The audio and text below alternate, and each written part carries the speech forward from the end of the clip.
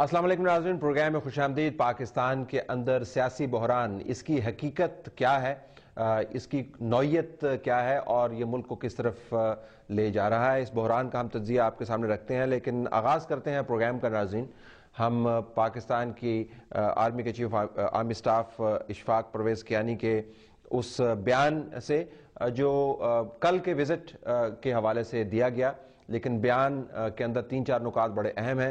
ظاہراً انہوں نے وہی پوزیشن لی ہے جو پاکستان آرمی لیتی چلی آئی ہے۔ 3-4 نکات کیا ہیں کہ پاکستان کی آرمی، اس کے نوجوان خواتین جو ہیں وہ اپنی ڈیوٹی نبھا رہے ہیں اور اپنی جان قربان کر رہے ہیں پاکستان کی قوم کی خدمت میں، اور ان کی جان کی اور ان کے خون کی کوئی قیمت نہیں چکائی جا سکتی۔ یہ بھی کہا جا رہا ہے کہ پاکستان آرمی کو پاکستان کے آئین کے تحت جو ذمہ داریاں سونپی گئی ہیں ان سے وہ بخوبی واقف ہے۔ اہم نقطہ یہ ایک سوال کے جواب میں چیف آرمی سٹاف نے کہا کہ پاکستان فوج جو ہے وہ جمہوری عمل کو ملک کے اندر مسلسل سپورٹ کر رہی ہے، اور اس حوالے سے جو بھی رپورٹس آ رہی ہیں کہ ملٹری ٹیک اوور ہونے والا ہے، یہ محض ایک ہوا کھڑا کیا جا رہا ہے تاکہ اصل ایشو سے نگاہ چرائی جائے اور رخ موڑا جائے۔ یہ بھی کہا گیا کہ جو قومی سلامتی کے معاملات ہیں وہ صرف میرٹ کے اوپر ڈسکس کیے جائیں گے اور تمام دوسرے معاملات اپنی جگہ پر، لیکن قومی سلامتی کے اوپر کسی قسم کا کوئی کمپرومائز نہیں کیا جائے گا۔ یہ خبر بہت بڑی بن گئی، اس کے اوپر تجزیے چل رہے ہیں۔ پروگرام کا آغاز بھی ہمیں اسی خبر سے کرنا پڑا۔ یہ خبر اتنی بڑی نہ بنتی اگر کل پاکستان کے پرائم منسٹر یوسف رضا گیلانی نے وہ تقریر نہ کی ہوتی، جس سے پتہ یہ چل رہا ہے کہ شاید ملک کے اندر کوئی بہت بڑا طوفان آنے والا ہے۔ پیپلز پارٹی کی قیادت یہ کیوں کہہ رہی ہے کہ ملک کے اندر طوفان آنے والا ہے، کہ جب طوفان برپا کرنے والے اب یہ کہہ رہے ہیں کہ کوئی طوفان نہیں ہے، ہم جمہوریت کو سپورٹ کر رہے ہیں اور نہ ہی ملٹری ٹیک اوور ہونے والا ہے۔ پاکستان کے وزیر اعظم کی تقریر کے اہم نکات آپ کے سامنے رکھتے ہیں اور پھر تجزیہ کرتے ہیں کہ ہونے والے بحران سے نقصان کس کا ہو رہا ہے اور فائدہ کس کا ہو رہا ہے۔ پہلا نقطہ دیکھتے ہیں وزیر اعظم کی تقریر کا۔ وزیر اعظم نے کل اپنی تقریر کے اندر کہا کہ چیف ایگزیکٹو بالا ہے اور پارلیمنٹ سب سے بالا تر۔ All state organs should be under the parliament, should be under the chief executive of the country, and no institution, there cannot be a state within a state. جس سے مراد ان کی یہ ہے کہ چونکہ میں وزیر اعظم ہوں لہٰذا میرے تابع تمام منسٹریز ہیں، اس کا انہوں نے اعادہ بھی کیا، ہوتا بھی ایسے ہی ہے، اور یہ ریٹریٹ کیا کہ اتھارٹی ساری کی ساری میرے پاس ہے۔ دوسرا نقطہ، فوج چیف ایگزیکٹو کے تابع اور تنخواہ دار ادارہ ہے۔ Nobody can say کہ میں گورنمنٹ کے تابع نہیں ہوں۔ Every institution of this country, including the Ministry of Defense, is under the Prime Minister of Pakistan. Therefore, there should be no ambiguity that anybody can claim that I am independent. They are being paid from the state exchequer. بالخصوص فوج ہی تنخواہ دار ادارہ کیوں گردانا گیا، اس سے اشارہ بڑا واضح ہے کہ جو خطرات جن کا ذکر پرائم منسٹر نے بعد میں کیا، جس کے اوپر ابھی ہم آپ کو تجزیہ لے کے دیں گے، اس کا تعلق فوج سے ہے، اس کا تعلق کسی اور منسٹری سے نہیں ہے، ریلوے سے نہیں ہے، کامرس سے نہیں ہے، ڈیفنس منسٹری سے ہے۔ تو تنخواہ دار طبقے کے اندر یا ادارے کے اندر فوج کو بالخصوص اس کا اظہار کیا گیا۔ فوج اور آئی ایس آئی حکومت کے خلاف سازش میں ملوث ہیں، براہ راست نہیں کہا گیا، لیکن ناظرین ہم خود تنگ آ چکے ہیں اسٹیبلشمنٹ کا نام سن کے پروگرام کے اندر۔ اگر پرائم منسٹر صاحب نے نام نہیں لیا تو مراد ان کی یہی ہے، آپ کو بھی پتا ہے، ہمیں بھی پتا ہے، لہٰذا میں نے یہ پوائنٹ لکھا ہوا ہے۔ تو پرائم منسٹر صاحب کا خیال ہے کہ فوج اور آئی ایس آئی حکومت کے خلاف سازش کر رہی ہے۔ سازشیں ہو رہی ہیں اور سازشیں یہ ہو رہی ہیں کہ الیکٹڈ گورنمنٹس کو پیک اپ کیا جائے۔ ساتھ یہ بھی کہا کہ سازش ہو رہی ہے اور ہمارا جو مینڈیٹ ہے وہ کسی جواب کے تابع نہیں ہے۔ اگر ایبٹ آباد کمیشن کو ہم نے مینڈیٹ دیا ہے کہ صرف یہ دیکھیے کہ اسامہ بن لادن یہاں پر کیسے آیا، تو وہ ہم سے پوچھ پرتیت نہ کریں کہ یہاں پر ویزے کتنے لوگوں کو دیے گئے، ویزوں کا معاملہ اسامہ بن لادن کے ساتھ گڈ مڈ نہیں کریں۔ حیرانی کی بات ہے، کل پروگرام میں بھی میں نے یہ سوال اٹھایا تھا کہ اپنا کمیشن ہے اسی سے نالاں ہیں، لیکن اسے پتہ ہی چلتا ہے کہ صدر زرداری اور وزیر اعظم گیلانی امریکہ کے جہاں پر بھی معاملات آئیں گے ان کے اوپر کسی قسم کی جواب دہی ماننے کو وہ تیار نہیں ہیں۔ یہاں جب ہوا تھا joint session of the parliament, وہ کس چیز کے لیے ہوا تھا؟ وہ تو ہوا تھا کہ اسامہ بن لادن اس ملک میں 6 سال سے کیسے رہ رہا تھا، اس پہ میں نے یہ کمیشن بنا دیا۔ اب وہ پوچھ رہے ہیں کہ ویزے کیسے آئے تھے۔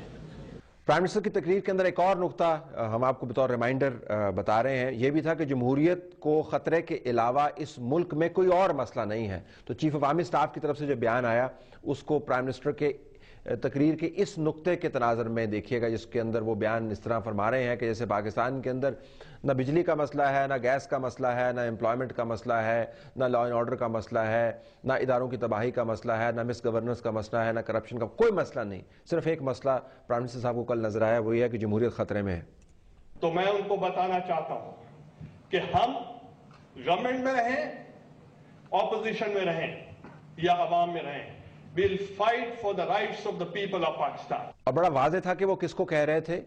میں ان کو بتا دینا چاہتا ہوں، پرائم منسٹر صاحب نے کہا، اور اس سے پہلے چونکہ اتنا لمبا تناظر بتا چکے تھے فوج کی انٹرونشن کا، تاریخی طور پر تمام حقائق ہیں، ان حقائق سے پہلو تہی نہیں کی جا سکتی، اور نہ ہی کوئی دفاع ان کا کر سکتا ہے، اور نہ ہی ہم ان حقائق کے ریپیٹ ہونے کے متحمل ہو سکتے ہیں۔ لیکن ان حقائق کو بیان کیا پرائم منسٹر صاحب نے ایسے انداز سے کہ جیسے ان کی سیاسی شہادت جو ہے ان کی پارٹی کی قریب ہے۔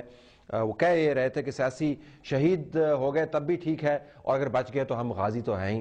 ذرا دیکھیے گا کہ انہوں نے جملہ کیسے فریز کیا۔ ہم کوئی نوکری نہیں کرنے آئے کہ تنخواہ بند ہو جائے گی تو پھر ہمارا کیا ہوگا۔ ہم آئے ہیں to serve the people of Pakistan.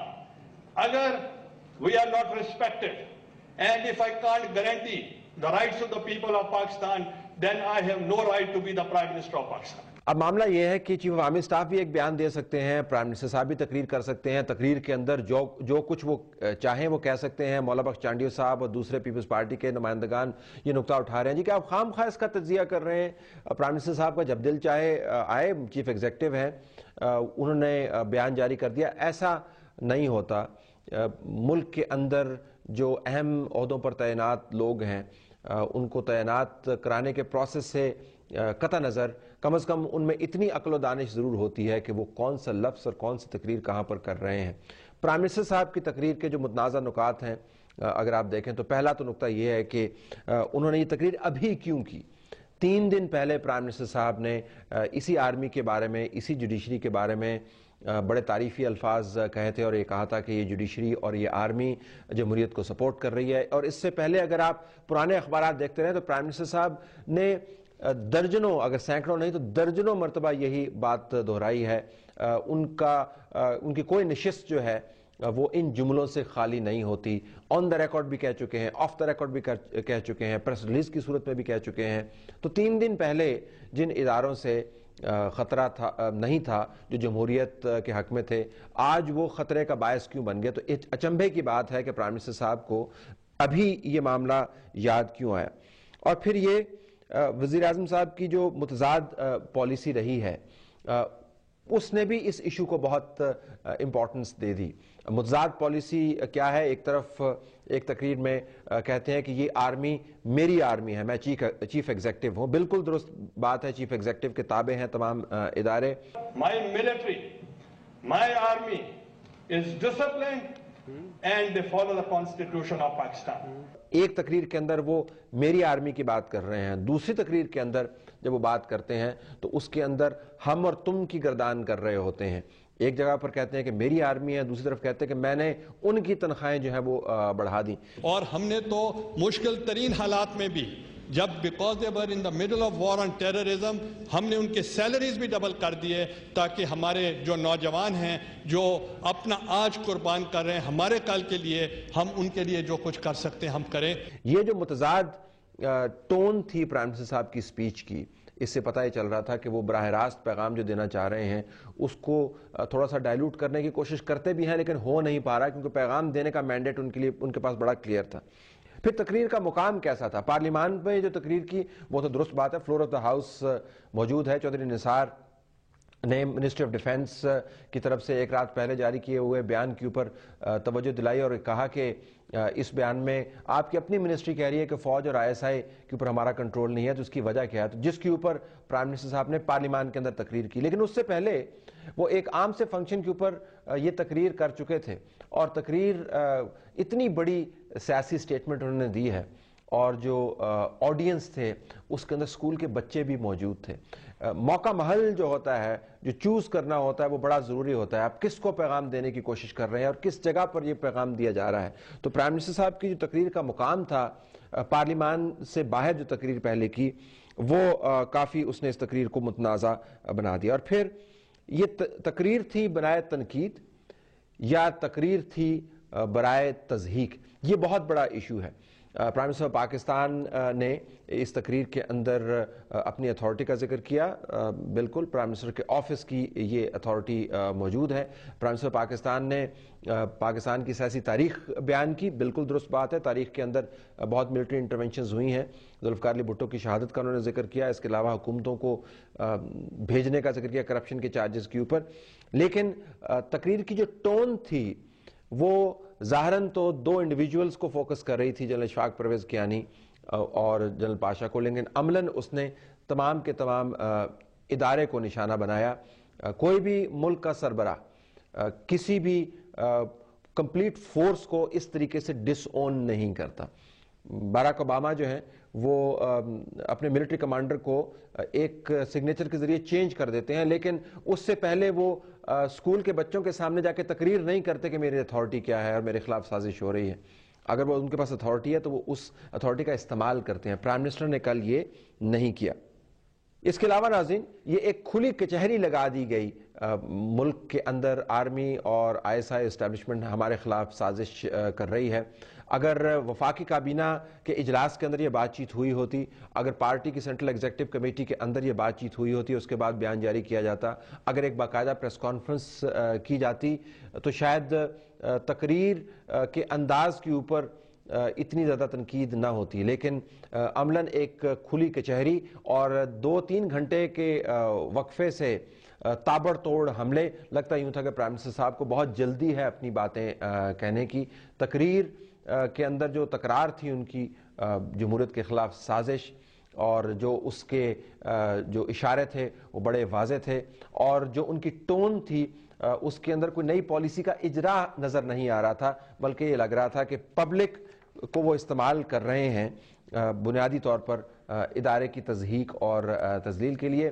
اس کے اوپر اگر پرائم منسٹر صاحب کی طرف سے ریجوائنڈر آئے گا تو ان کو شاید خود اپنی تقریر دوبارہ سننی چاہیے، اور باوجود اس کے وہ کہہ رہے تھے کہ میرا گلا خراب ہے، ان کا خراب گلا جو ہے ان کی تقریر کے تسلسل میں کہیں بھی ہمیں رکاوٹ نظر نہیں آیا۔ بڑے تحمل کے ساتھ، فصاحت و بلاغت کے ساتھ، سہولت کے ساتھ انہوں نے ایک ایک جملہ کہا، اور جملے اتنے اچھے ویل ریہرس تھے کہ پارلیمنٹ کے فلور کے اوپر جب انہوں نے بات چیت کی تو تب بھی وہ جملے جوں کہ توں ہی بیان کر رہے تھے۔ یہ وہ تقریر ہے ناظرین جس کی وجہ سے چیف آرمی اسٹاف کی طرف سے بیان آیا۔ اس بیان سے مزید ٹینشنز میں اضافہ تو نہیں ہوگا، لیکن اصل ایشوز جو ہیں وہ اپنی جگہ برقرار رہیں گے۔ یہ جو بحران پیپلز پارٹی کہہ رہی ہے کہ ملک کے اندر آ گیا ہے، جمہوریت کو خطرہ ہے، اس سے مستفید ہونے والے کون لوگ ہیں اور اس کا نقصان کس کو ہے؟